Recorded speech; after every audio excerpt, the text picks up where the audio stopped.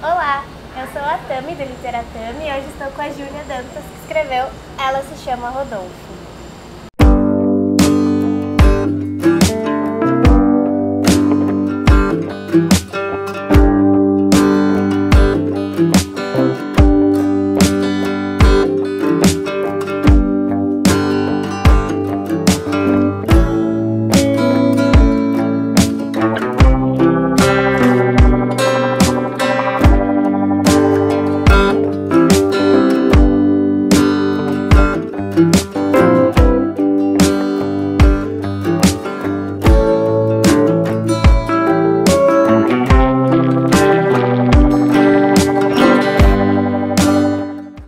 Bom, Júlia, em primeiro lugar, muito obrigada por estar aqui. Eu fiquei muito feliz que deu certo da gente se encontrar e gravar o vídeo. Eu que agradeço, estou bem feliz também de estar conversando contigo. Eu amei o livro, já adianto, pessoal, que é um livro muito bom. Saiu aqui pela editora DBA, uma edição também muito bonita. E ele vai ser o tema da nossa conversa hoje. Quem não conhece a Júlia nasceu em Porto Alegre em 1985. Além de escritora, ela também é editora, tradutora e doutora em escrita criativa. E o seu romance de estreia, Ruína e Leveza, foi finalista do Prêmio São Paulo de Literatura em 2016. Durante os anos da pandemia, a Júlia foi coorganizadora da antologia Fake Fiction, contos sobre um Brasil onde tudo pode ser verdade. Esse saiu pela Dublinense?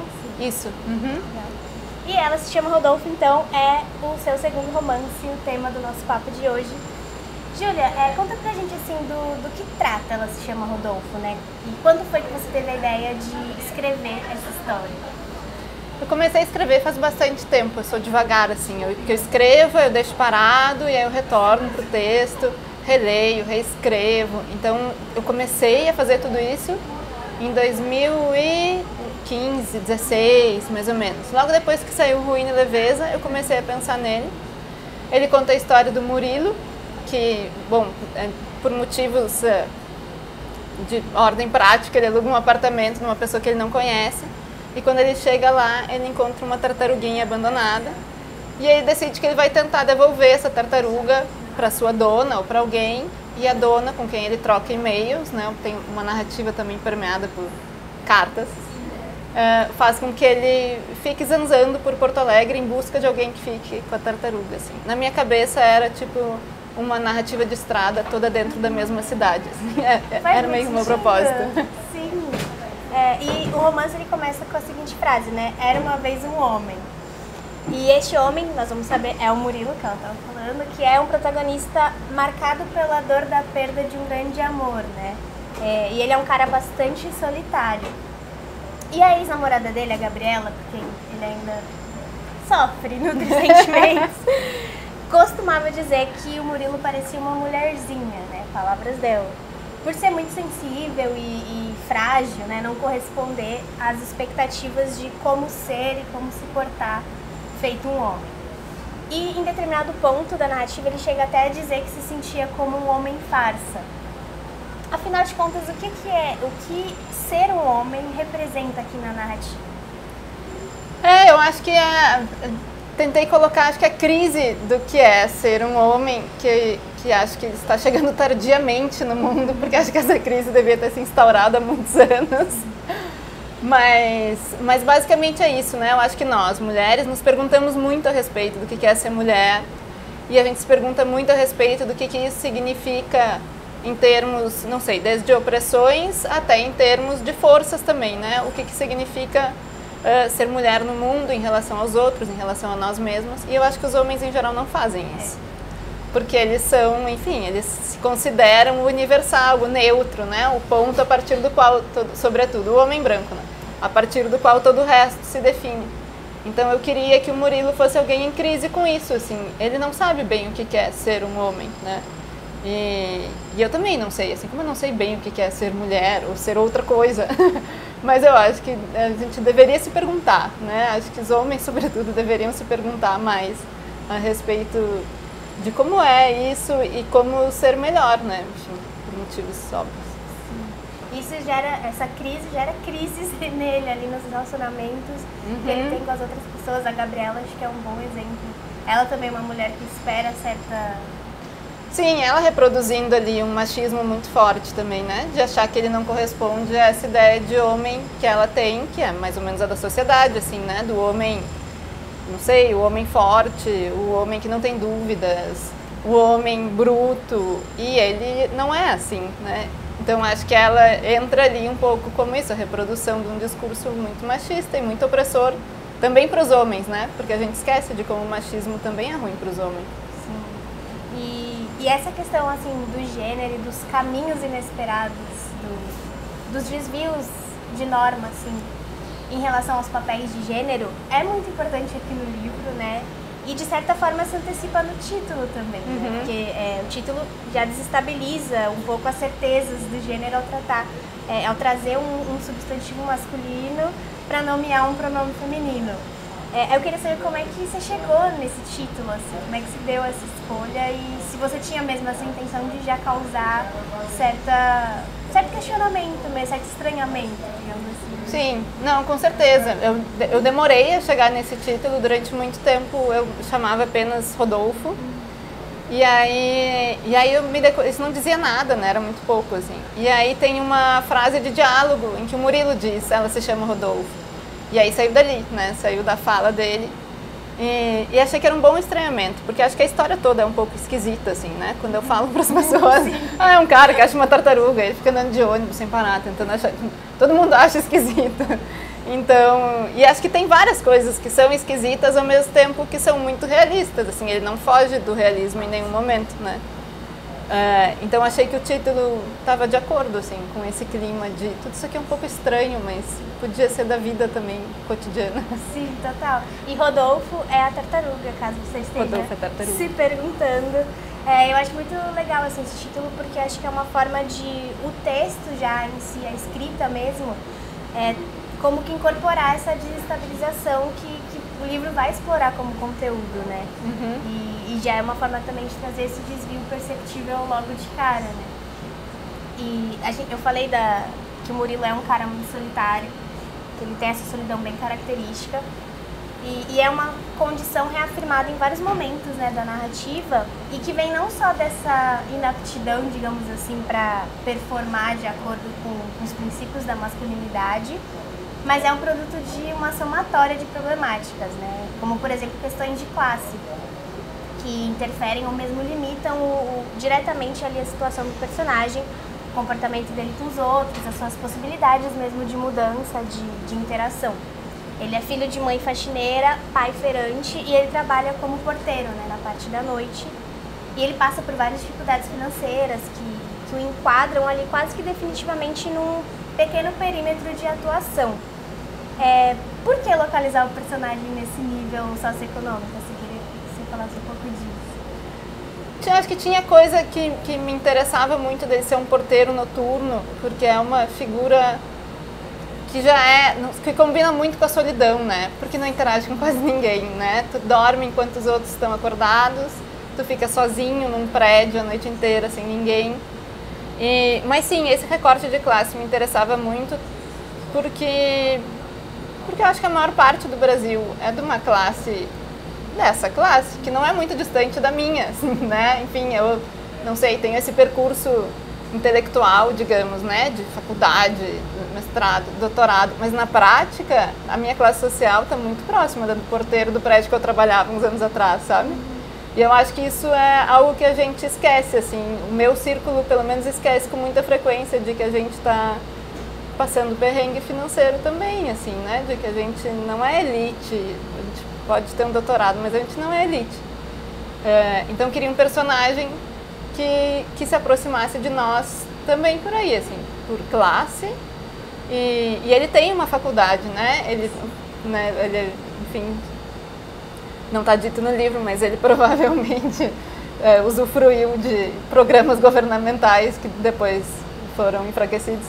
Mas, então ele tem uma vida intelectual muito grande também, que era outra coisa que eu queria trazer no livro, porque acho que também o meu grupo social, que é essa classe média, branca, enfim, trabalhadores intelectuais, com frequência tem um preconceito de achar que o trabalhador não tem uma vida intelectual, o que é um absurdo, né? Assim, tu só pensa isso se tu nunca conversou com teu porteiro, porque se tu conversa com teu porteiro, vocês vão falar de livro, vão falar de filme, vão falar de filosofia, não sei, né? Então, eu não sei, eu acho que o meu recorte demográfico com frequência esquece onde está e não se dá o trabalho de olhar onde outros estão. E acho que é uma perda para todo mundo, assim. Sim. Isso me lembrou até o Elegância do Ouriço, não sei se já leu esse livro. Não li. Você vai gostar. Tem uma concierge que é totalmente super intelectual, com várias referências literárias. É um livro bem bacana. E eu gosto muito de como o protagonista aqui do livro sempre encontra Camões em tudo, né? O Camões sempre aparece. Você diria, assim, que essas limitações de classe, de alguma maneira, reforçam a carapaça que reveste o Murilo, assim, que o isola do mundo e que o aproxima da tartaruga, né? De Rodolfo, como a Carol Saavedra escreve aqui na orelha do livro, assim, de que forma essa carapaça, do que se forma, né, essa carapaça, e em que sentido ela se assemelha a essa da tartaruga? Assim? Eu acho que sim, acho que todos nós temos em algum nível uma carapaça, né, e a gente pode trabalhar para endurecer ela ou para tentar sair um pouco dela, né. Ele escolheu claramente se encolher dentro dela durante muitos anos, né, acho que sim, por questões de classe, por se sentir sempre num deslocamento, né? Ele estava sempre nesse lugar de ser o outro, de ser diferente, e pelas questões de homem também, né? Ele não consegue se entender como homem que ele acha que ele deveria ser, então ele tem dificuldade de fazer amigos, outros amigos homens. Aí ele cria esse relacionamento com a Gabriela, e a Gabriela também vai lá e desestabiliza a própria relação. Ele também não sabe lidar com isso, então ele se enfia mais na carapaça ainda. E é um cara que só começa a sair dessa carapaça quando é forçado, assim, né? Quando, enfim, o acaso joga nele uma tartaruga, joga um comorador, joga, e aí ele se vê... Pelo menos ele se permite, né, embarcar nas aventuras que se apresentaram. E é interessante, porque tem uma parte do livro que o Murilo pensa, né, pra que uma tartaruga? Quem escolhe ter uma tartaruga como animal de estimação? E por que uma tartaruga, assim? De onde veio a tartaruga? Eu queria muito... Na época que eu escrevi ele, eu tinha acabado de estudar estruturas de contos de fadas. E aí eu tava, não sei, na minha cabeça fazia muito sentido, assim. Por isso Era Uma Vez também, Era Uma Vez um Homem. E aí eu tinha muito essa coisa de um objeto mágico, né? Que vai transformando a vida do herói, né? Enfim, do protagonista. Mas eu sabia que tinha que ser um ser vivo, assim. Primeiro, para que ele se importasse de verdade, né? Porque se tu encontra um objeto, tu manda pelo correio, né? Não sei. Então tinha que ser um ser vivo e aí tinha que ser portátil, né? Para ele poder levar pra lá e pra cá. Porque ele não poderia andar de ônibus com um gato, um cachorro, né? Bom, tem gente que tem tartaruga, de fato, né? Como animal de estimação. Então primeiro me pareceu, tá, é portátil, né? Vai dar certo. Não sei, um hamster também seria portátil, mas aí a tartaruga tem muitos simbolismos, né? A começar pela carapaça. E também a tartaruga que carrega o peso do mundo nas costas, e ela vive um tempão, né? Vive mais do que nós, a depender da espécie. Então achei que esses simbolismos foram o definitivo para dizer assim, não, entre os animais pequenos tem que ser a tartaruga. Não, total. E o fato de ela andar sempre pra frente também é meio que um motivador, assim, pro Murilo, né? Meio que uma, se inspira aí, olha aí a tartaruga. E assim, apesar das ênfases das questões de gênero, esse é só um dos diversos pontos de distinção, assim, do livro, né? Assim, apenas uma das temáticas às quais ele se dedica a explorar, até com a mesma disposição, eu diria. Um desses vários pontos, por exemplo, é a amizade, né? No geral, o Murilo é muito distante das pessoas, ele sente certo desânimo, né, em relação às interações sociais mesmo. E, no entanto, ele cria laços muito bonitos com a Francesca, né? A dona do apartamento em que ele vai morar e que, à sua maneira, claro, também está deslocada da norma. Seria esse desvio de expectativa, né, do que ser um homem, do que ser uma mulher e tal, um ponto de aproximação entre os dois, assim, algo que possibilita e fortalece essa relação que eles cultivam?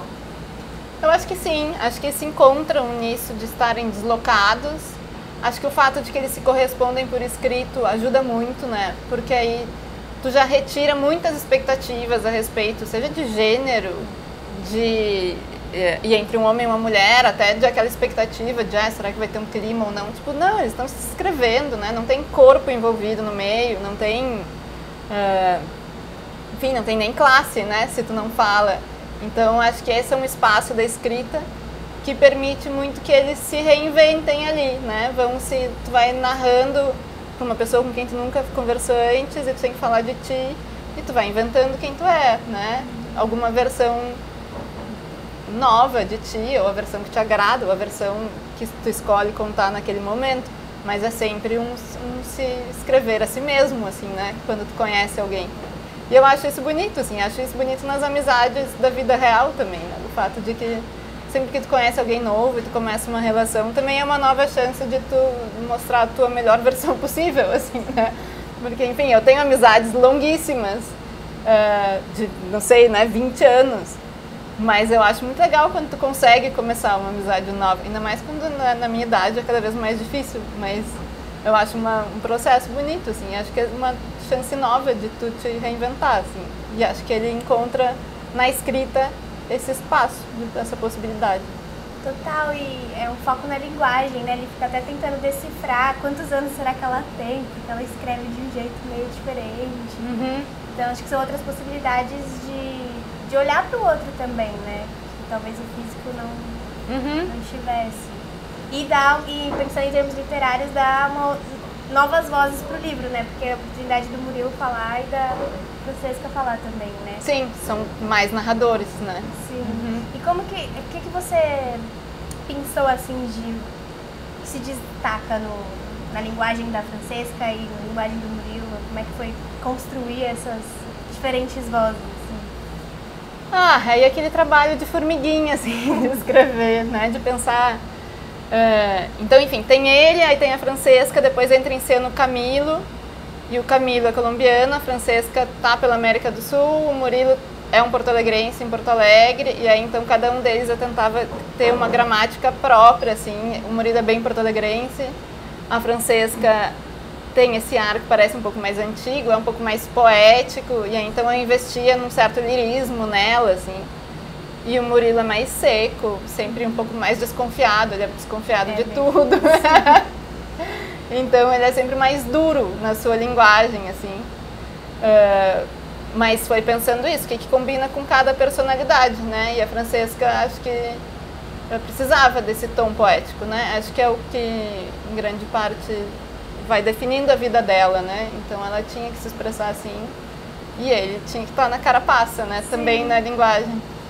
Não, e ela é uma personagem fascinante, né? Pelos e-mails, assim, a gente fica meio encantado. Dá pra entender porque o Murilo vai e segue o que ela pede pra ele fazer, assim, por mais que seja algo muito inusitado, a gente entende o fascínio, né? O encanto. E essa amizade deles, né, como você falou, promove muitas andanças por Porto Alegre, que é um espaço que integra a narrativa, assim, em excelentes enquadramentos. Eu te falei que eu não conheço Porto Alegre, mas eu me senti conhecendo, assim, né, passeando por ali. E esse espaço também fertiliza, assim, a visualidade da prosa. Eu achei a prosa muito visual, especialmente nesses momentos, né, de deslocamento pela cidade. E eu queria que você falasse um pouco sobre essa ambientação, assim, a escolha dos espaços e como você buscou apresentar essa Porto Alegre até para leitores como eu que não conhecem a cidade. Isso eu acho sempre desafiador, mas um desafio que me move, assim, que me interessa, falar de lugares, né? O Ruína e Leveza também fala muito de lugares.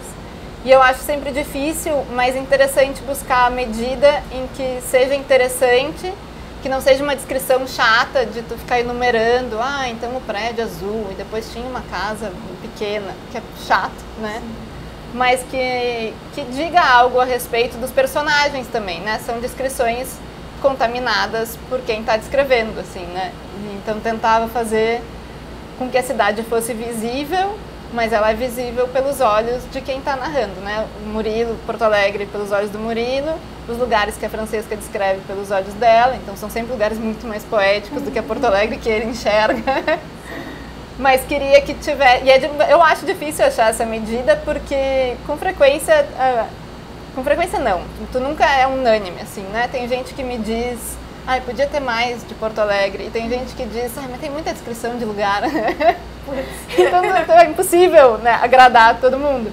Mas eu acho interessante buscar uma medida que pelo menos não faça ninguém abandonar o livro, não sei. E que de repente isso dá essa sensação de se um dia tu for a Porto Alegre, tu vai reconhecer coisas. E acho que vai, assim, né? Se tu for nas ruas que estão ali, tu vai olhar e vai pensar, tá lá, a igreja tá lá no topo. O Murilo passou por aqui. E eu acho que deve ser um exercício mesmo bem até complexo, porque o seu olhar é um olhar contaminado por você de Porto Alegre. Aí você tem que trazer, fazer esse exercício de olhar pela perspectiva de um personagem que você criou, né? Então acho que é uma forma também de você, eu imagino, não sei, de enriquecer o seu olhar sobre a cidade, talvez. Sim, e aí eu acho que eu aproveitei muito o fato de que eu tinha morado fora durante, não sei, acho que uns 3 anos e meio, eu estava pela América do Sul, assim, em diferentes lugares. E aí quando eu voltei para Porto Alegre, eu ainda estava com aquele olhar estrangeiro, assim, sabe? De quando tu chega na tua cidade, tu acha tudo um pouco estranho. E que agora eu já não acho mais, né? Sim. Agora já é tudo, a minha cidade, né? Banalizou, automatizou. Mas na época eu ainda estava com esse olhar fresco e também tinha esse desejo de aproveitar isso, vou escrever isso enquanto eu consigo enxergar isso, porque pode ser que daqui a uns anos não enxergue mais. Então eu estava me sentindo meio estrangeira, assim. E aí eu falava, as pessoas diziam, tu tá com sotaque do espanhol, e aí, não sei, eu me sentia deslocada, sabe, naquela fase da vida, assim, eu estava o tempo todo achando tudo estranho também. Por isso que ele é um livro estranho, eu acho. Queria voltar pra Carapaça, né? É isso, querendo voltar pra casa, e aí tu descobre que tu nunca volta pra casa, né? Tu sempre chega num outro lugar e tu já é outra pessoa, enfim. E vira e mexe aparecem os urubus na narrativa, né? Como parte da cidade, mas também como indicativo de uma presença importante na história, que é a presença da morte.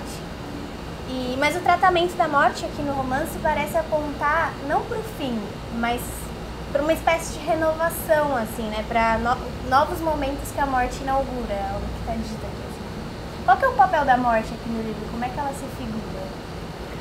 Eu acho que a morte é entendida como metáfora de recomeço também, né? Que é algo que, enfim, que seja na mitologia dos nossos países vizinhos aqui é muito presente, muito mais do que na cultura brasileira, que é muito marcada pelo cristianismo, assim.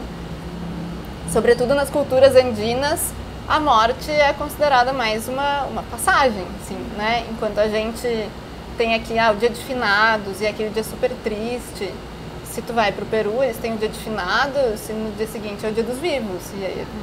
E aí eles conversam no dia de finados com os mortos, fazem comida para receber os parentes que se foram. Então eu acho que tem algo nessa cultura, enfim, tem muitas coisas, né, nas culturas andinas que me interessam, nas culturas dos outros países, dos nossos vizinhos. E acho esse entendimento da morte como algo mais bonito de se pensar, né? E nem sei no que eu acredito no pós-morte, mas isso não vem ao caso, né? Mas a ideia de que mesmo que a morte seja o fim, né, de quem morre, as pessoas que estão vivas continuam vivendo com aquela pessoa, né? Aconteça o que acontecer, a gente continua vivendo com os nossos mortos até a gente ir também, né? Mas acho que a morte também tem daí esse outro significado, a morte simbólica sempre traz um novo começo, né? Tipo a carta do tarô, né, da morte, que na verdade tu tem que abandonar coisas para inaugurar coisas novas, né? Seja dentro de ti, seja na tua vida prática, né? Então acho que tem essas duas coisas, né? A morte nunca é um fim em si e a morte também pode ser abrir espaço para outra vida, às vezes mais vida. Certamente. E vou fazer uma pergunta que eu acho que deve ser difícil de responder, mas eu queria saber se você tem um personagem favorito aqui no livro. Eu tenho. Será que eu posso dizer? Os outros não vão ouvir. Não vão ouvir. É o Camilo, pra mim é meu preferido. Por quê? Porque ele tem essa coisa, ele é meio que um invasor, assim. Na minha cabeça ele sempre era. Chegou invadindo, desestabilizando tudo. Acho que não sei, acho que eu tenho um desejo um pouco de ser como ele, eu não consigo, assim, né? Então a gente cria personagens que são como a gente gostaria de ser. Porque eu não sou nem um pouco, assim, né? Eu sou super... Fico mais na minha carapaça de... Sabe? Porque eu sou tímida, que eu tenho medo de ir abordar as pessoas que eu não conheço, tenho medo de revirar as coisas. Mas o meu sonho era ser um pouco mais invasiva, assim, falar alto, não sei, incomodar sem sentir vergonha, sabe? Meu sonho era ser uma pessoa barraqueira, assim, mas eu nunca vou ser. Mas eu queria muito ser a pessoa que se vê uma coisa errada, não sei, na outra fila do supermercado, grita e faz um escândalo, sabe? Meu sonho. Não fica só indignada por dentro. Aí eu fico com vergonha e depois eu fico indignada comigo por não ter feito nada, assim. E eu acho que o Camilo é tudo que eu não sou. E por isso que ele é meu preferido. Eu gosto dele também. Bom. Tu tem um preferido? Agora eu fiquei curiosa. Eu acho que é o Rodolfo. Porque ele é o contrário do Camilo, né? Ele é bem na dele, quietinho. Sim. Só que ao mesmo tempo ele meio que transforma tudo, né? Uhum. Então eu acho interessante também essa presença dele, bem transformadora no silêncio, assim. Eu gosto. Mas os personagens todos são ótimos, eu gostei muito, assim. A Francesca é encantadora. Gostei muito do livro de novo, né? Então fica difícil falar também. Escolher um. Mas acho que é o Rodolfo. O Rodolfo tá aqui. E você tá escrevendo alguma coisa agora? Você pode revelar? Eu tô trabalhando em outro romance, eu já fiz uma primeira versão e agora eu tô repassando. Já deixei ele de molho parado e agora eu tô repassando todo ele. E reescrevendo, e mudando, e editando, enfim. Então espero que, acho que até o meio do ano eu consigo dizer, tipo, terminei uma versão apresentável.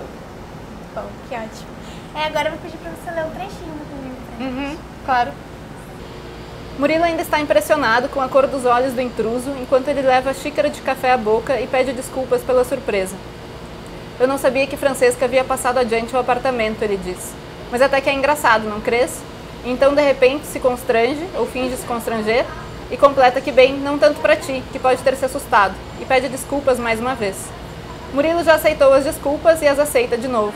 Agora espera o momento em que o inesperado casal de viajantes colombianos vai recolher suas coisas, largar as xícaras na pia e sair da sua casa. Ainda mantém Rodolfo dentro da caixa, na mochila, desconfiado do que a dupla poderia fazer com uma tartaruga ou pensar dela. O outro, aquele é Jorge, este é Camilo, está fofando as almofadas sobre o sofá. Deixou seu café sobre uma cadeira e não falou nada desde que foi acordado e solicitado a se vestir. Os dois são observados com cuidado por Murilo. Ele já percebeu como Jorge se sente à vontade, provavelmente por ter um corpo que poderia vender cuecas em outdoors. Demorou para se vestir e colocou antes a camiseta, sem se importar com o pau balançando na frente de um estranho. Camilo é mais reservado. Assim que foi sacudido por Murilo, escondeu-se com uma camisa de flanela. Depois vestiu os jeans e encolheu a barriga antes de se apresentar, estendendo a mão, como se estivesse sempre pronto para cumprir qualquer formalidade social, então arregalou os olhos de azeitona. As xícaras se completam com mais um pouco de café. Murilo não quer prolongar a situação, porém se incomoda mais com o silêncio do que com a conversa desconjuntada. Pergunta o que vieram fazer na cidade. Jorge agora está de pé, contra a porta, não reage. Camila quem responde. Estamos terminando uma longa viagem. Jorge tem um voo à Colômbia hoje de noite, mas eu quero morar aqui, preciso encontrar uma casa. Murilo acha aquilo muito estranho. Decidiu morar logo nessa cidade? Pergunta. Sim, Camilo diz. Aqui se parece com Cali, com a vantagem de não ter os meus parentes. É a partir daí que se inicia uma estranha cadeia de acontecimentos que começa com o pedido de Camilo para deixar ali sua mochila, enquanto acompanha Jorge ao aeroporto, prossegue por uma demora de mais 5 horas, durante as quais Murilo julga ter sido mais uma vez enganado, desenrola-se com a volta de Camilo tarde da noite, tão tarde que pede para ficar ali até o dia seguinte, e culmina, Murilo não sabe como, num acordo, temporário, naturalmente, de que Camilo ficaria dormindo na sala, pagando uma pequena taxa, naturalmente, até encontrar um lugar para morar e só até então, naturalmente. Bom, então foi isso. Muito, muito obrigada, Júlia, pelo papo. Meu, que livro gostoso de ler, maravilhoso. Eu amei, eu fiz várias marcações, acho que aí não vai dar pra ver, mas várias páginas adoro marcadas, quem risca em livro. e risco em livro. Eu amei, achei muito bem escrito. Foi o primeiro contato que eu tive com a obra da Júlia, mas quero ler o Ruim Ler Vezes, já quero ler o próximo e quero ler tudo. Muito obrigada pelo papo. Eu que agradeço. Foi e ótimo. A gente Obrigada. se vê no próximo vídeo. Tchau, tchau.